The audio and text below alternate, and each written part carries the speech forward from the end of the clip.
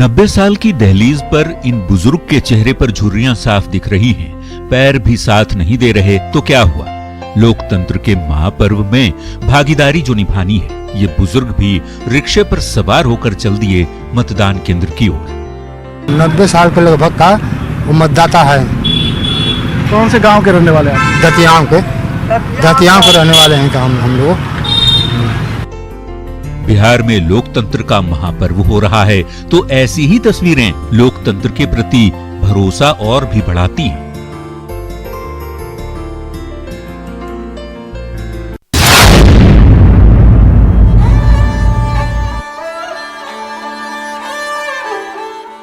भागलपुर के दिव्यांग मतदाता राजकुमार सैनी के हाथ ही पैर बन गए हैं। लोकतंत्र का महापर्व आया है तो अपने हाथों में चप्पल पहनकर निकल पड़े हैं 2 किलोमीटर दूर मतदान केंद्र की ओर। तो साथ में ये कसक भी साल रहा है कि नेताजी आज तक उनकी उम्मीदें पूरी नहीं कर पा रहे हैं।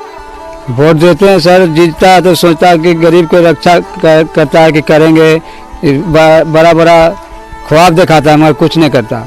वोट ही वो अधिकार है जो मतदाता के साथ साथ लोकतंत्र की जड़ों को मजबूत बनाता है। राजकुमार सैनी जैसे मतदाता वोट की ताकत पहचानते हैं, तभी तो नाउम्मीदी और असमर्थ होने के बावजूद लोकतंत्र के महापर्व में भागीदारी निभाना कभी नहीं भूलते।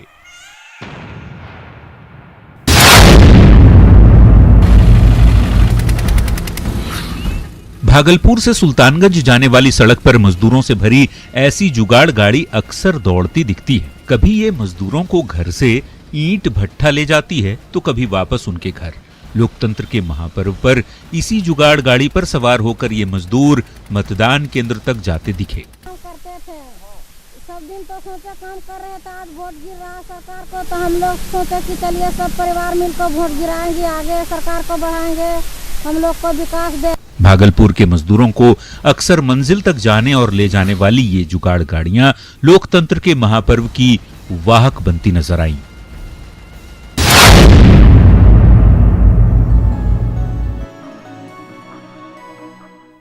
औरंगाबाद के दलेलचक गांव निवासी रिंकी देवी तब 4 साल की थीं जब उनके गांव में नरसंहार का तांडव मचा था। वो खुशकिस्मत थीं कि बच गईं, लेकिन उनकी आंखों में अब भी वो खौफनाक मंजर साफ नजर आ रहा है।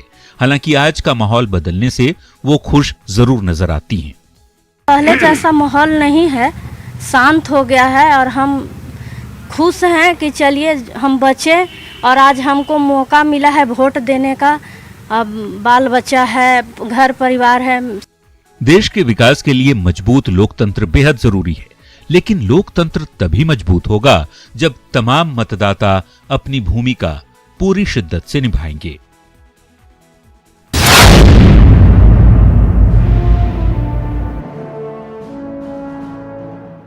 औरंगाबाद के बूथों पर मतदाताओं में जबरदस्त उत्साह देखा गया।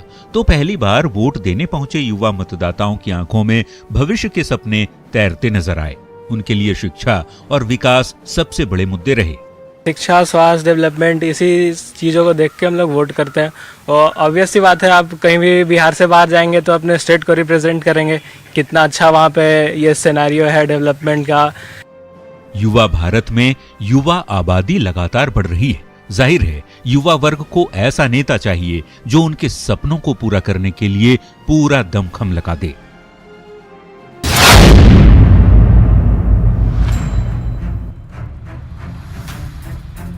नवादा के सखी बूथ में हर तरफ आधी आबादी का बोलबाला रहा। कोरोना कवच, हैंड ग्लव्स और मास्क से लैस महिला अधिकारियों ने पोलिंग कराने की जिम्मेदारी निभाई, तो महिला मतदाताओं ने भी लोकतंत्र के महापर्व में बढ़ चढ़कर हिस्सा लिया। हम लोग का थोड़ा हेल्प हो या मैंने पानी का व्यवस्था रहे बढ़िया, रोड का व्यवस्था रहे बढ़िया, बच्चों लोग की पढ़ाई लिखाई की व्यवस्था रहे बढ़िया। भारत में लोकतंत्र को मजबूत बनाने में महिलाओं ने हमेशा से बढ़ चढ़कर अपनी भूमिका निभाई है। बिहार चुनाव में भी एक बार फिर महिला वोटर अपनी यही जिम्मेदारी बखूबी निभाती नजर आईं।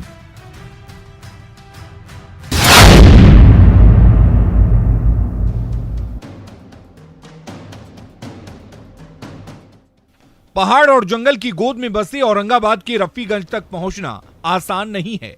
गांव की इन गलियों में कभी नक्सलवाद का बोलबाला हुआ करता था, लेकिन आज विधानसभा चुनाव के पहले चरण में भागीदारी निभाने के लिए यहाँ के ग्रामीण बढ़ चढ़कर आगे आए। हम सोच रहे हैं हमारा गांव में सुविधा हो। कौन कौन सी सुविधा? सब सुविधा हो, रोड हो, कल हो, नल हो।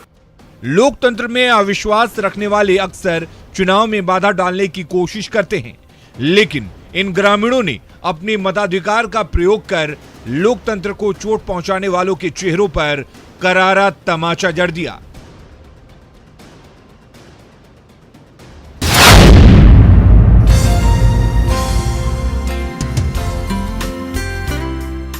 पहले वोट फिर काम, जमुई के इन मजदूरों ने इसी नारे को साकार कर दिखाया है। सबसे पहले मतदान केंद्र पर जाकर पहले वोट दिया, वोट की चोट से नेता चुना और फिर धान काटने अपने खेत में पहुंच गए।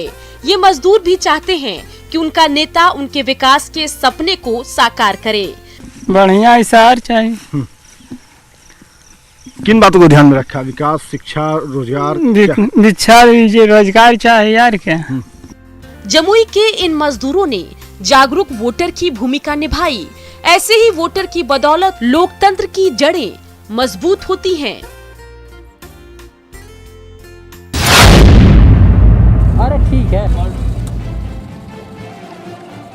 मुंगेर के लिए गंगा नदी जीवन धारा से कम नहीं है, तो शातिर अपराधी अक्सर इसी गंगा नदी के रास्ते चुनाव में खलल डालने की कोशिश करते रहे हैं।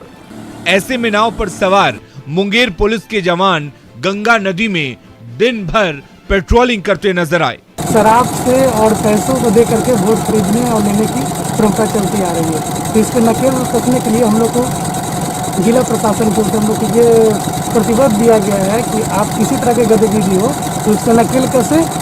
गंगा के दियारा इलाके में 54 मतदान केंद्र हैं, जहां की सुरक्षा की जिम्मेदारी इसी गंगा गश्ती दल में शामिल इन जवानों के कंधों पर रही।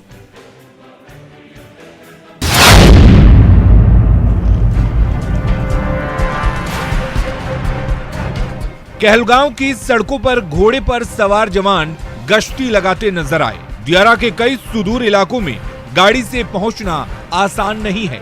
ऐसे में वहां लॉ एंड ऑर्डर संभालने के साथ साथ मतदाताओं में भरोसा जगाने के लिए अश्वारोही दस्ते को तैनात किया गया था।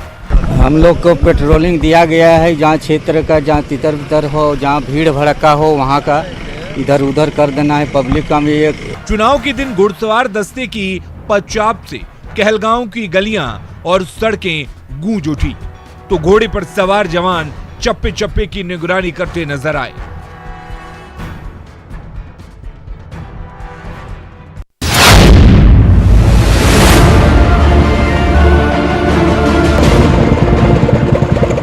बिहारीगंज की गलियों में धूल उड़ाती प्रचार गाड़ियां घूम रही हैं, तो तमाम उम्मीदवार गली गली में पसीना बहाते नजर आ रहे हैं। इसी सीट से दिग्गज नेता शरद यादव की बेटी सुभाषिणी यादव राजनीतिक पारी शुरू कर रही हैं, तो उनकी राह मुश्किल बना रहे हैं पूर्व विधायक रेणु कुशवाहा के पति विजय सिंह कुशवाहा। और हमें भाजपा का 90% समर्थन मिल रहा है, जेडीयू का 90% समर्थन मिल रहा है, और इस इलाके का रेणु जी के द्वारा लगातार सेवा करते रही, सेवा करने का मौका दिया। बिहारीगंज की इन सड़कों से होकर कभी शरद यादव सत्ता शीर्ष तक पहुंचे थे, तो उनकी बेटी सुभाषिणी भी जनता का आशीर्वाद हासिल करने के लिए आज राजनीति की उसी पथरीली राह से गुजर रही हैं। मैं यहाँ की मतदाता हूँ, तो मैं बाहरी कैसे हो सकती हूँ? तो मैं तो अपने आप को बाहरी नहीं समझती। मेरे पिताजी की कर्म भूमि रही है, उन्हीं की विरासत को आगे बढ़ाने के लिए और उन्हीं के कार्यों को आगे बढ़ाने के लिए मैं यहाँ आई। बिहारीगंज के अखाड़े में नेता से लेकर कार्यकर्ता तक ताल ठोकते नजर आ रहे हैं, तो बिहारीगंज की जनता भी सच्चे नेता का इंतजार करती नजर आ रही है।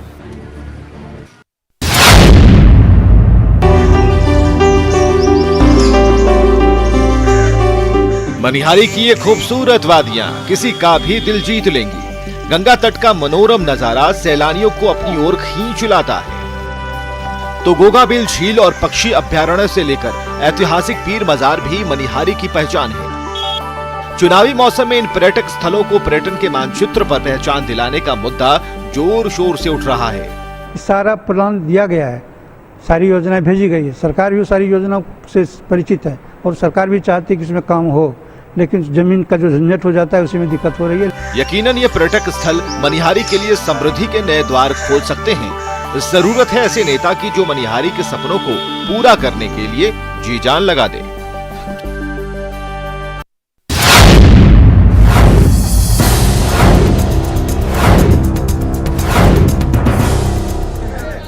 खगड़िया में कोरोना से बेपरवाह नेताजी वोट के लिए गली गली में घूम रहे हैं। कार्यकर्ताओं की टोली के साथ एलजेपी प्रत्याशी रेणु कुशवाहा वोट मांगने निकली हैं, लेकिन किसी के चेहरे पर न मास्क है न सोशल डिस्टेंसिंग की कोई फिक्र।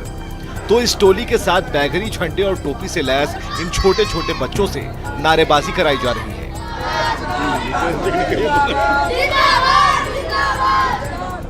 इन्हीं बच्चों को कोरोना संक्रमण से बचाने के लिए महीनों से स्कूल बंद हैं, लेकिन वोट मांगने के लिए नेताजी इन्हीं बच्चों का सहारा लेते नजर आते हैं।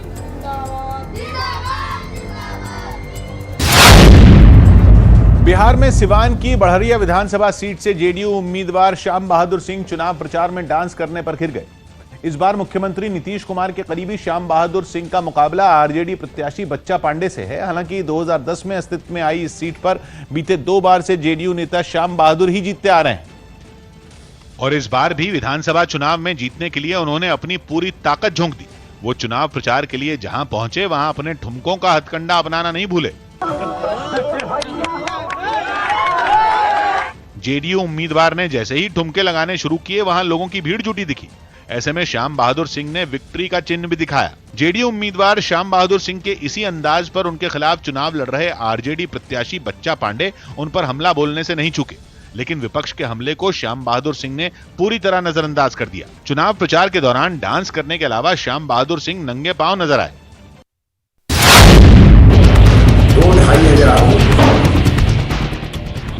गोपालगंज में नेता से लेकर कार्यकर्ता तक जनसंपर्क अभियान में जुटे हुए हैं, तो बैकुंठपुर के दंगल में फिर से किस्मत आजमा रहे बीजेपी उम्मीदवार मिथिलेश तिवारी इस किताब के जरिए जनता से वोट मांग रहे हैं।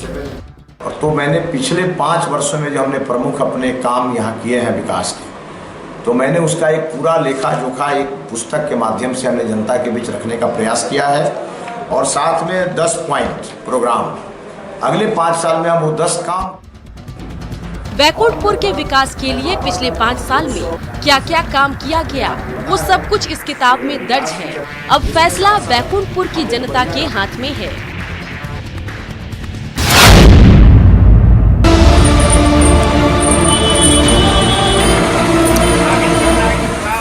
शिवहर के दंगल में हर नेता अपना दमखम दिखा रहा है, तो निर्दलीय उम्मीदवार संजय सिंह का चुनाव प्रचार निराला है। वो खुद को जंजीर में जकड़कर जनता से वोट मांगते नजर आ रहे हैं। और शिवहर का विकास जंजीरों में जकड़ा हुआ है, इस जंजीर को तोड़ना है और निश्चित रूप से जो मुझे चुनाव चिन्ह मिला है ये मेरा चुनावी निर्दलीय उम्मीदवार के रूप में संजय सिंह को चुनाव चिन्ह जंजीर मिला है, तो अपने चुनाव चिन्ह का जन जन के बीच प्रचार प्रसार करने के लिए वो गली गली में घूमते नजर आ रहे हैं।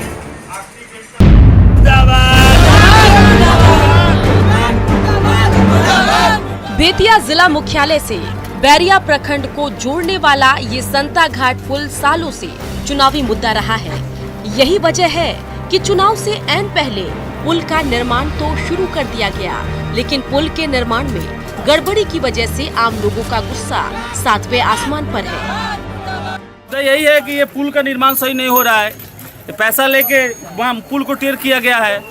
यहाँ पे सिर्फ बोल रहा है, ठेकेदार बोल रहा है सिक्योरिटी इंजीनियर और यही कि हम लोग पास किए हैं, ऐसे पास किए हैं, हम ऐसे ही बनवाएंगे। यही संता घाट पुल बैरिया के साथ साथ दियारा इलाके को बेतिया जिला मुख्यालय से जोड़ता है। सालों पहले ये पुल टूट गया था तो डाइवर्जन से यातायात होती थी, लेकिन अब जब पुल बन रहा है तो उसमें भी गड़बड़ी की जा रही है।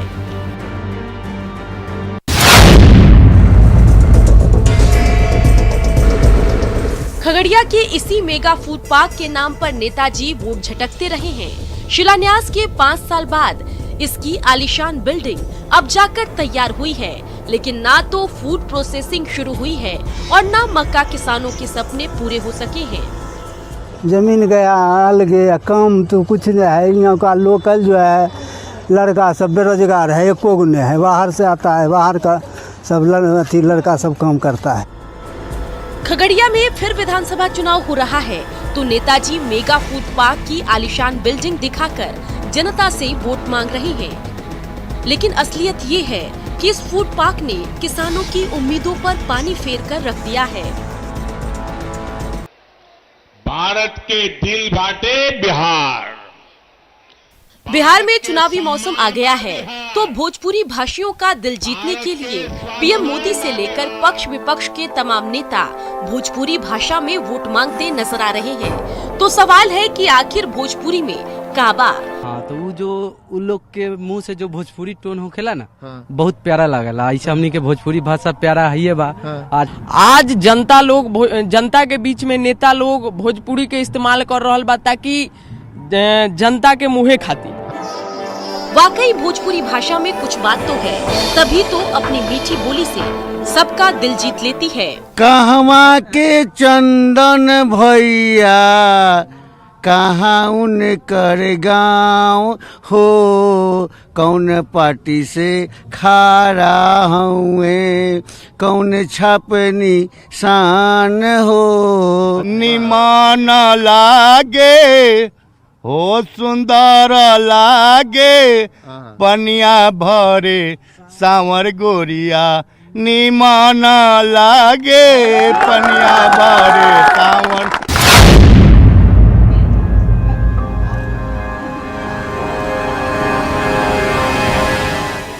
मास्क पहनकर बूथ चले और वोट करें। बिहार के मतदाताओं को ये विशाल मास्क यही संदेश दे रहा है।